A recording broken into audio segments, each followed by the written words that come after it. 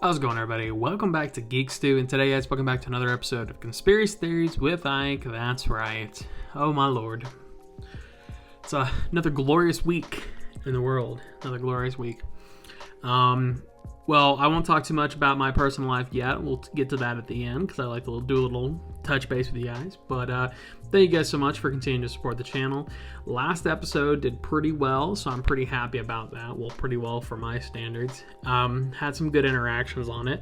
And in fact, found this week's theories from a user, or I should say a follower, hopefully, Skylar7192. Thank you so much, Skylar, for these amazing theories and for continuing to support the channel. So, before we get into the theories, I'm going to go ahead and remind you politely, but firmly, to go ahead and like and subscribe. Leave us a comment down below about theories you want to see covered, or just leave us a comment and tell us that we suck, or whatever it is you want to tell us. But in addition to that, follow us on social media and join our Discord. We're trying to get more active on there, but we need some people to get on there with us. So, that being said, I'm going to go ahead and jump to today's theories. Today's theories are two religious-related theories. These are perhaps a little bit more long-winded, so this one may be a little bit more of a complicated episode, and I'm going to hopefully include as much of a interaction with you guys as possible, give you as much in terms of images and everything else, but I just want to forewarn you that this might be a little bit more boring than what you are typically used to, but if you like theories and you don't mind a little bit of religion sprinkled in, you are going to like today's theories. So, let's jump into the two theories that we have today.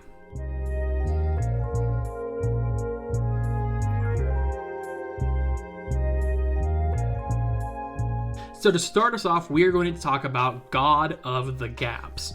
So you're probably thinking to yourself, what is God of the Gaps? So, God of the Gaps is a theological perspective in which gaps of scientific knowledge are taken to be evidence or proof of God's existence. So, this is a school of thought that basically says, are there gaps in the knowledge of science? Do we know everything that there is to know about science and technology and everything else? No? God is basically what it is.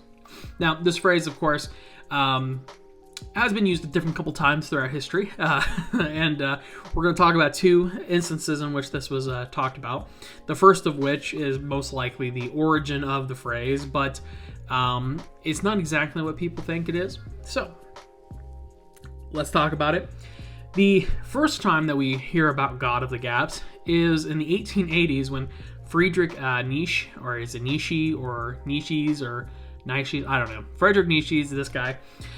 He had a piece of literature called the Thus Spoke Zarathustra. I have no fucking clue. Part 2. There was a part 1 that I forgot. I'm kidding.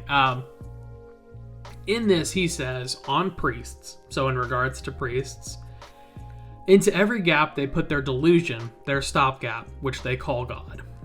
Now this is kind of making fun of people who use God as a rationale for the unexplained. So I don't know if this was the true origin, or maybe somebody took this and then turned it into what it actually means. But Nietzsche or Frederick, whatever you want to call him, he did talk about it to some extent, kind of dogging on people a little bit. But this did evolve with Henry Drummond, who is a 19th century evangelist lecturer. Sorry, it's a mouthful. From his 1893 Lowell Lectures on the Ascent of Man, he chastises those Christians who point to things that science has not explained. And he says, gaps which they will fill up with God, which urges them to embrace all nature as gods, as the work of an eminent God, who is the God of evolution, is infinitely grander than the occasional wonder-working, who is the God of the old theology. Now, that's what he said, right? I am not a theologian. I know very little about religion, all right? I don't know very little. I know very little when it comes to things like this. But here's what I'm going to say. what I think he was trying to say here is that God now works in more complex ways by using things such as science to further our species and do what he intends to do. Again, not much of a theologian, but that's kind of what I'm pulling from this statement, is that God works in mysterious ways. Lord works in mysterious ways. I'm kidding. So there are additional instances, of course, of this concept, but these are the most relevant as they occurred first. Now that we have some background sort of for the concept of God of the gaps, we now kind of have to talk about where the theory kind of evolves from in this. So the theory is because there are two possibilities. Either God of the gaps is true or God of the gaps is false, right? And the implications of that is sort of where this theory evolves from. So, if you will, let's imagine that this is true. Let's imagine that every gap in knowledge or every missing piece of information is in some way, shape, or form an example or a proof, if you will, of God's existence. Okay. That would be that this essentially creates a foundation and precedent that all the things we don't know or alternatively are not allowed to know are because of God, right? So this is my own personal understanding of this. So if I'm in any way, shape, or form misconstruing this, Skylar, the lovely individual who provided us these theories, I do apologize. But this is sort of what I, took away from this.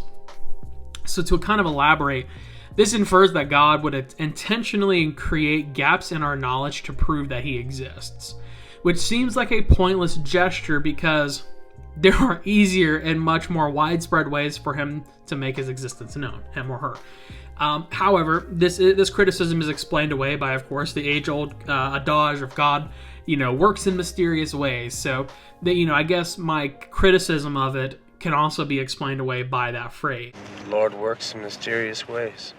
Now, I don't personally believe that this concept is true. No offense to anybody who does, but it just kind of seems almost vindictive in a way that God would put proof of his existence in something as meaningless as gaps in knowledge or something that basically we can't prove, So, but I guess that also kind of falls into the concept of faith and everything else, but we're not going to get into that.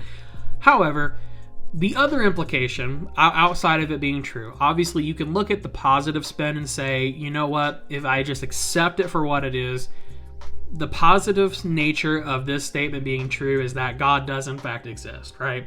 That is the other spin on that. However, if it were not true, if it is false, then it basically means either A, God does not exist, which is a little harsh, or B, he does exist and this is just someone reading way too far into something that they shouldn't be reading into. Now, personally, my personal opinion, I'm going to err on the side of B. I don't think God of the gaps is real. I'm not saying that a higher power doesn't exist, but I don't think that he or she is inserting their information or their evidence of existence into something as stupid as not having information about science. Not saying that the concept is stupid or people who believe in it is stupid. I just think that it's kind of a sort of meaningless gesture and it's sort of an empty promise, if you will. So I don't personally agree with it, but if you do, that's perfectly fine. I'm not judging you. I just think that there are better ways to go about trying to prove his existence potentially. But that being said, this is an interesting theory, okay? This is a very interesting concept, and it did make me think because I have to think to myself, God of the gaps, could this be real? If this is real, what is the implications of it being real? And, it's not a horrible way to explain the unexplainable, but I think it is sort of a reach in a way to try and explain the unexplainable. I think there are possibly better, more realistic explanations for it. I think if there is a God or a higher power, they would provide us the tools to understand the unexplainable rather than just making it unexplainable. All right, so that was a doozy, but get ready for another one. The Bank of Souls. So the Bank of Souls, or Soul Bank, is a kind of a common concept, actually.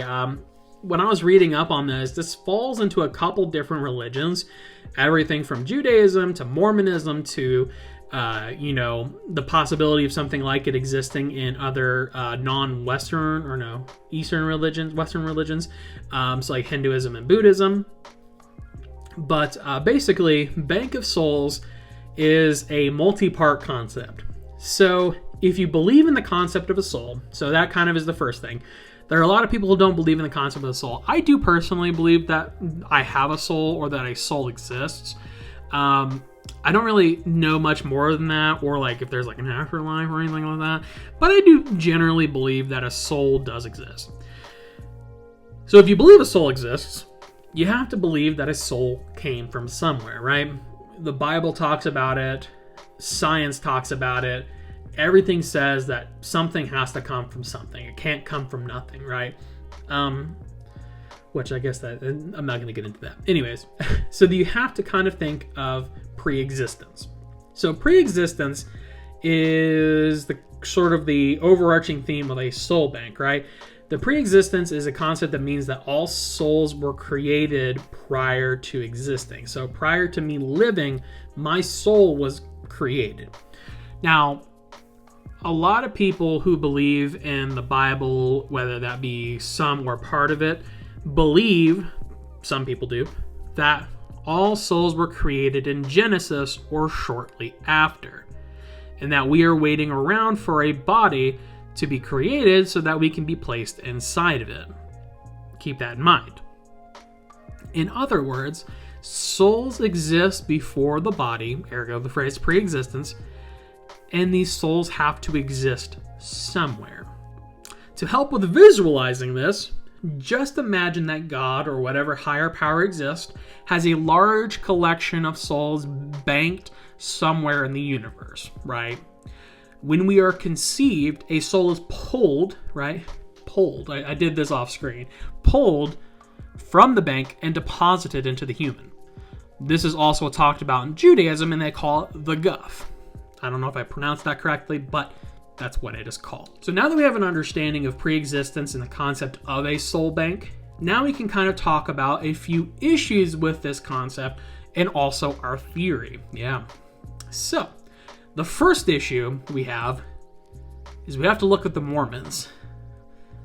Go figure that there is an issue with the fucking Mormons. I'm just kidding. Kind of.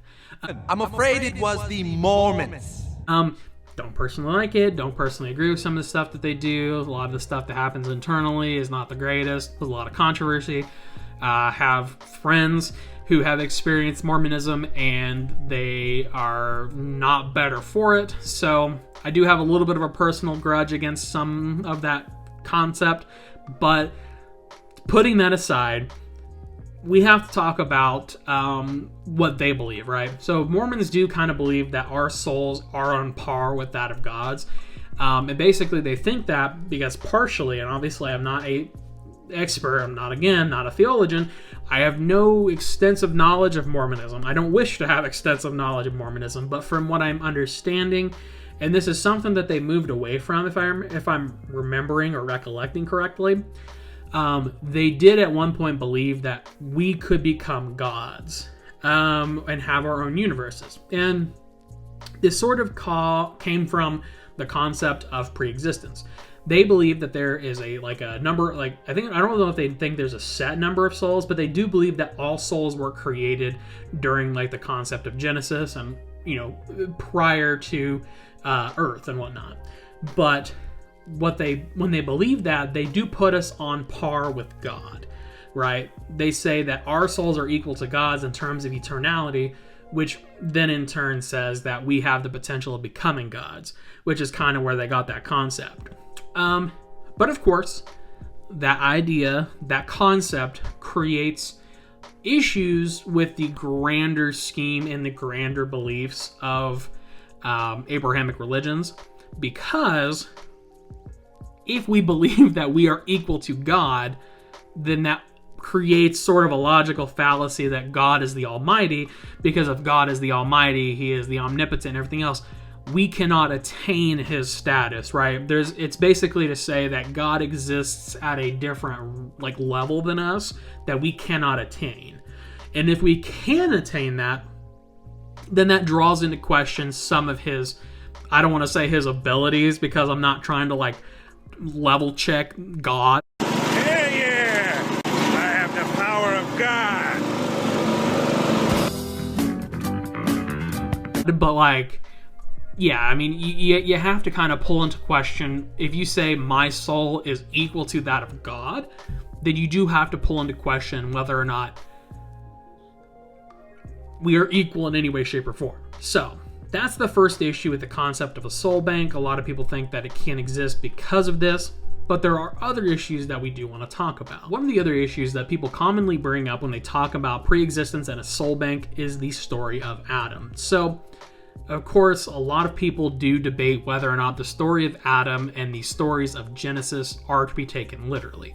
I personally believe that they are not to be taken literally because there is absolutely no humanly possible way that any story within the book of Genesis can be taken literally, because it's either all or nothing, all right?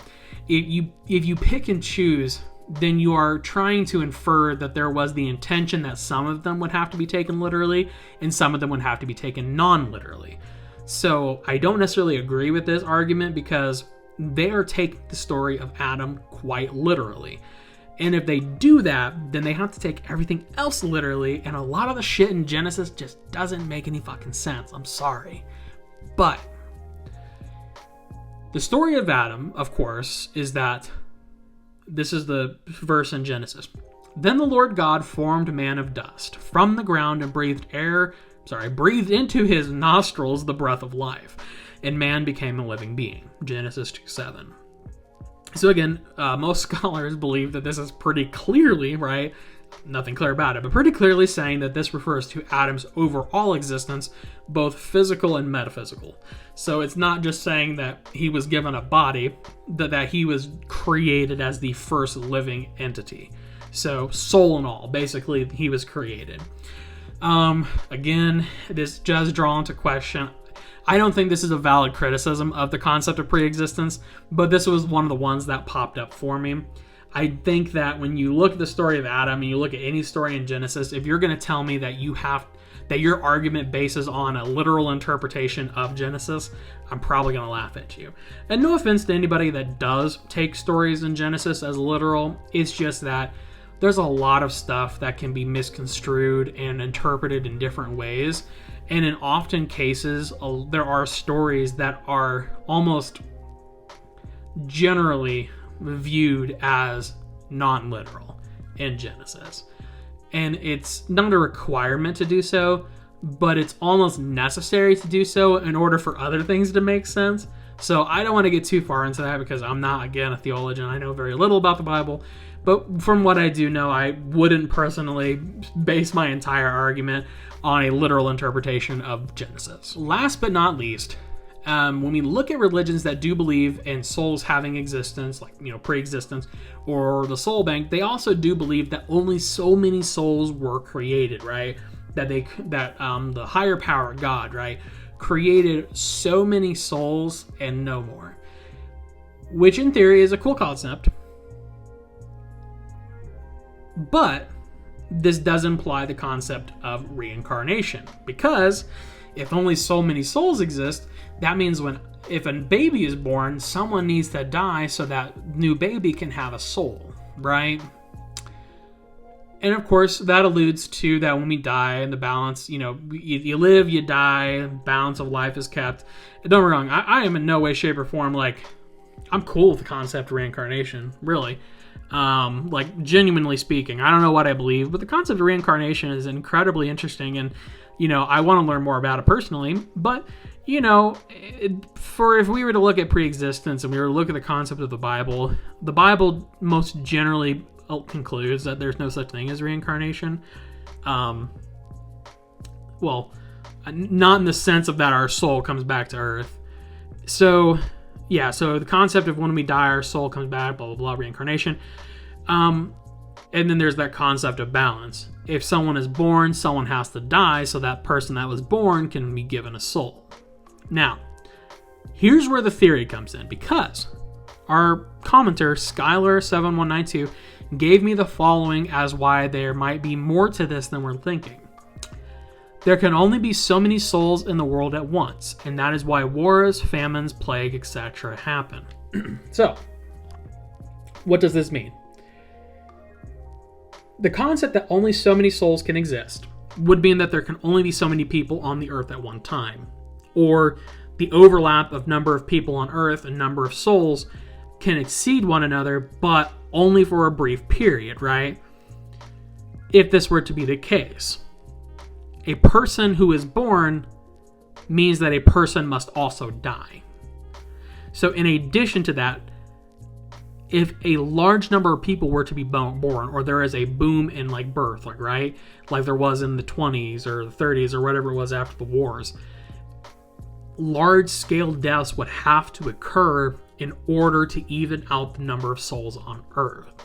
So the theory here is that when there's a large boom in births, or a large increase or percentage of people being born at once, does that mean also that there must be some form of tragedy to occur to even those scales, right? The concept to basically allude that some form of necessity, that basically that horrific events like earthquakes or mass shootings or, mass deaths are required in order for there to be balance. That they're necessary in some way. Now, I feel like there's a lot of there's a lot of issues with that. And I feel like there's more to it than that, of course. But I definitely think that if we were to assume that pre-existence exists, and you are going to assume that there are only so many souls that exist, then you might have to kind of come to terms with the fact that mass deaths are necessary to keep the balance in this situation. Perfectly balanced, as all things should be. So, I'm almost to final thoughts, don't worry. But basically, I want to finish off finish off Soul Bank by saying that I don't personally agree that there is such thing as a soul bank. I don't think that there is a limited number of souls, specifically. I'm not entirely against the idea of our souls having existed before were created. I also am not against the idea of reincarnation like I talked about, but while it is an interesting theory and I had not personally ever thought about it or put much thought into it, I'm going to go on a limb here and say that Bank of Souls may not be how we are interpreting it. So, that being said, we are going to move into final thoughts, and I'm going to finish off this long-ass video because I can already tell it's going to be long as shit, and we're going to give our final thoughts and close us out. Alright, I think that's going to be pretty much it for today, guys. Before we get out of here, I want to thank again to Skylar7192 for the theories. I want to say first and foremost, I was very confused about one of these theories, which was Soul Bank. When Skylar originally requested these theories, I was not really sure what they were requesting. However, I did respond to them, and they did respond back, which gave me the information I needed to continue on with these theories. So, thank you, Skylar, for participating and for helping me out. It's greatly appreciated, but these theories were a lot of fun to research. I will say I've not started editing yet as of when I'm recording this, but I can already anticipate that this is going to be a longer video with maybe not as much in terms of presentation, because there's not a whole lot that I can do to spice up a presentation when there's really not much to spice it up with. Don't get me wrong, there's plenty of information, plenty of great stuff to talk about, but when it comes to putting pictures and infographics and everything else, there's only so much you can do. But I am going to try and do my best to make this as presentable as possible and to get this information out to you guys. But hopefully you like it. Hopefully it's still up to what you expected. And hopefully these theories are theories that you've never heard of before, or if you have heard of them, maybe I've given a fresh take. And if I did, I'm going to give you a chance to like and subscribe. Go ahead and follow us on social media and on Discord. That is down in the description below. Give us a like, subscribe, all that good jazz. Leave a comment too, because if you want to see your theories covered, just let me know. I literally cover people's theories. I literally covered Skylar's theories.